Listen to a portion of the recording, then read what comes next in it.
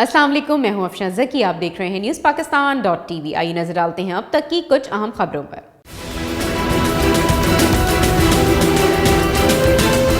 پاکستان مسلم league نون کے صدر شہباز شریف نے برطانوی صحافی ڈیوڈ روز اور ڈیلی میل کے خلاف مقدمہ دائر کر دیا۔ شہباز شریف کے وکیل کے مطابق رائل کورٹ آف جسٹس میں مقدمہ شروع ہونے میں 9 ماہ سے 1 برس لگ سکتا ہے۔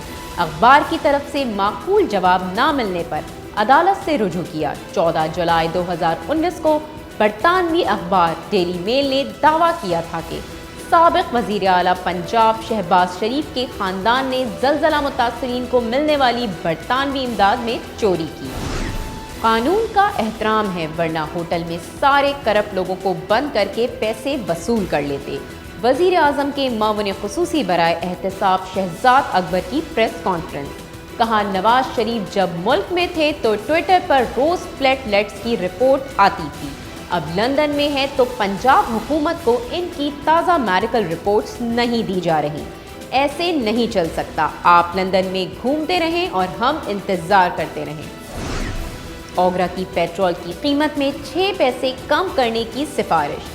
سمری وزارت توانائی کو ارسال۔ مٹی کے تیل کی قیمت میں 66 پیسے فی لیٹر کمی کی سفارش کی گئی ہے، جبکہ ہائی سپیڈ ڈیزل کی قیمت میں 2 روپے 47 پیسے اور لائٹ ڈیزل کی قیمت میں 1 روپے 10 پیسے فی لیٹر اضافے کی تجویز۔ وفاقی حکومت کی منظوری کے بعد نئی قیمتوں کا اطلاق 1 فروری سے ہوگا۔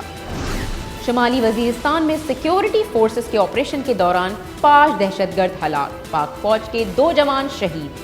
ISPR کے مطابق شہید جوانوں میں سپاہی محمد شمیم اور سپاہی اسد خان شامل۔ چین میں کرونا وائرس سے ہلاکتوں کی تعداد 170 ہو گئی۔ چین کے وزارت صحت کے مطابق وائرس سے متاثر ہونے والے تصدیق شدہ افراد کی تعداد 7711 ہو چکی ہے، جبکہ مشتبہ کیسز کی تعداد 9000 سے تجاوز کر چکی ہے۔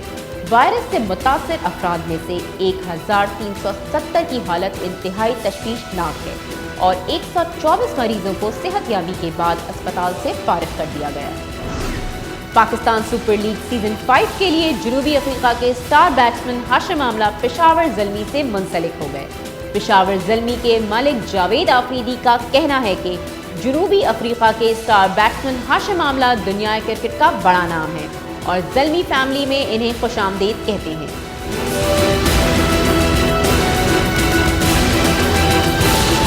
اب تک کے لیے اتنا ہی۔ مزید خبروں اور اپڈیٹس کے لیے وزٹ کیجیے ہماری ویب سائٹ newspakistan.tv۔